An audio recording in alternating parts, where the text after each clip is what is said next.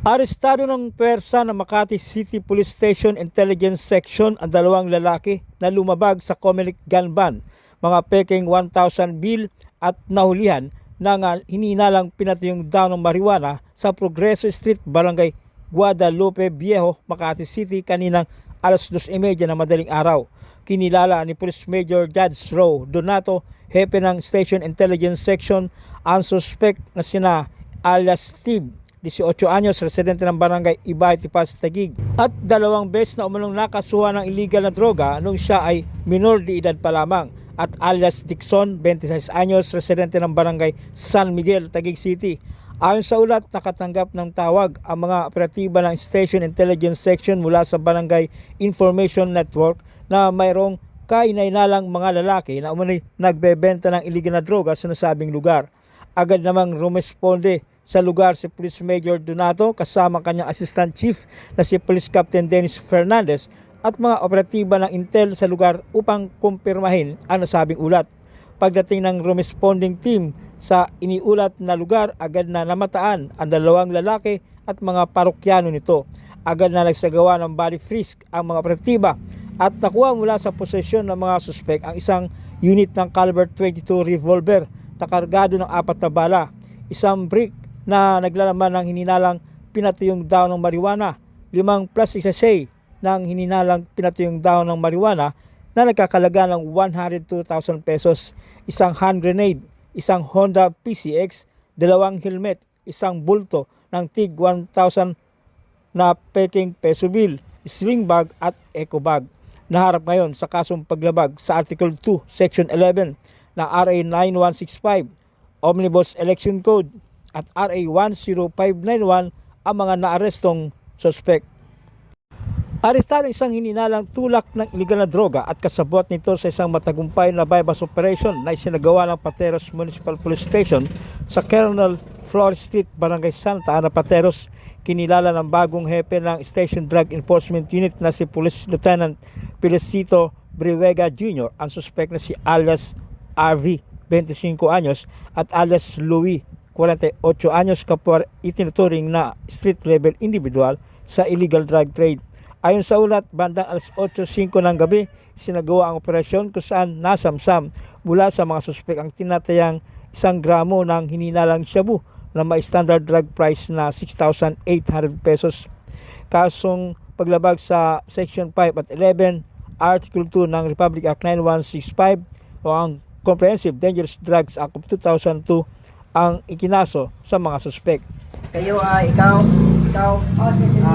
naresto po sa pagdadala at pagbibenta ng legal na droga. Kayo ay may karapatang manahimik o magsawalang kibo. Ano man ang iyong sasabihin, maaaring gamitin laban o pabor dito sa ating hukuman sa Pilipinas. Kayo rin ay may karapatang kumuha ng sarili ng abogado para kayo ay ipagtanggol. Ang wala kayong kakayahan, bibigyan kayo ng isa ng ating gobyerno. Kayo rin ay may kakayahan kumuha ng sarili ng doktor para kayo ay pisikal na ipasuri. Kung wala naman kayong kakayahan, ang gobyerno magbibigay sa inyo ng isa. Naintindihan mo yung karapatan? Arestado sa isinagawang bypass operation ang 2 tulak ng iligal na droga sa bayan ng Pateros. Kinilala ni Police Lieutenant Briwega, hepe ng Station Drug Enforcement Unit, ang mga suspect na sina alias Chan, 28 anyos, residente ng barangay Santa Ana, Pateros, at alias Trish, 25 anyos, residente ng barangay Pitugo, Taguig City. Sa paunang investigasyon ng Drug Enforcement Unit, ganap na alas 8:50 ng gabi nang masukol ang mga suspek. Nakakumpiska mula sa mga ito ang 1 gramo ng shabu na nagkakalaga ng 6,800 pesos at bypass money. Detenido ngayon ang mga suspek sa Pateros Municipal Jail at kinasuhan ng paglabag sa RA 9165. Kaya ay aking naaresto sa salang paglabag sa RA 9165. Kaya may karapatan manahimik o magpalagay. Ano man ang iyong sasabihin niya para ipagiging pabor o laban sa inyong sa mga hukuman dito sa Pilipinas. Kaya may karapatan kumuha ng sarili ng abogado. Kung kayo ay walang kakayahan, pagkakalubang kayo sa ng gobyerno. Kaya may karapatan din kumuha ng sarili ng doktor. Kung kayo ay walang kakayang pagkakalubang kayo ng isa. Naiintindihan niyo ba yung mga karapatan? Opo. Huli ang isang umano'y tulak sa isinagawang drug bypass operation ng mga awtoridad sa Ragas Street, Barangay Santa Ana, Pateros. Hinuli suspect na kinilalang si alias Joel, 35 anyos at residente ng nasabing barangay. Matapos bentahan ng isang sachet ng hininalang shabu ang isang operatiba na nagpanggap na buyer. Nakuha rin sa pag-ingat na suspect ang isa pang sachet ng hininalang shabu. Naisampa na ang kaso laban sa suspect sa paglabag sa Comprehensive Dangerous Drugs Act of 2002. Ikaw ay inaaresto sa paglabag sa RA 9165. Ikaw ay may karapatan manahimik. Lahat ng iyong sasabihin ay pwedeng magamit pabor o kontra sa inyo sa anumang korte dito sa Pilipinas. Ikaw din ay may karapatang kumuha ng iyong abogado. Kung hindi mo kaya, ang gobyerno ang magbibigay ng isa para sa iyo. Ikaw din ay may karapatang magpakonsulta sa anumang doktor. Lahat ba ng sinabi kong karapatan mo ay iyong naiintindihan? Samantala, kalabuso ang inabot ng isang tulak ng iligal na droga at kasabwat nito matapos silang malambat sa ikinasang bypass operation for violation of RA 9165 ng mga operatiba ng Station Drug Enforcement Unit sa panguna ng dating hepe na si Police Lieutenant Napoleon Tongco sa Masagana Street, Barangay Santa Ana, Pateros.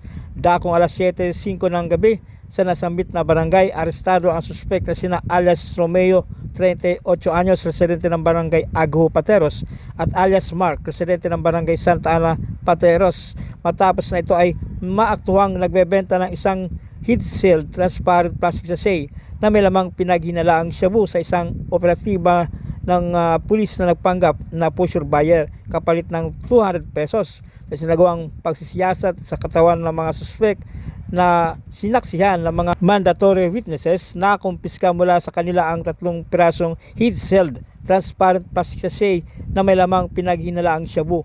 Ang iligal na droga na nakumpiska ay tinatayang may timbang na 3 gramo o may street value na nagkakalaga ng 20,400 pesos. Sa kasalukuyan, ang mga arestadong suspect at ang nakumpiskang iligal na droga ay nasa pangalaga ng Pateros Municipal Police Station habang kinasuhan ng paglabag ng RA 9165 o Comprehensive Dangerous Drugs Act of 2002 ang dalawa. Okay, kayong dalawa. Kayo ay aming naaresto sa salang paglabag sa RA 9165. Kayo ay may karapatang manahimik o magsawalang kubo. Ano man ang inyong sabihin ay maaaring gamitin pabor o laban sa inyo sa anumang hukuman dito sa Pilipinas. Kayo ay may karapatang kumuha ng abogado ninyo. Kung wala kayong kakayanan, bibigyan kayo ng gobyerno ng isa.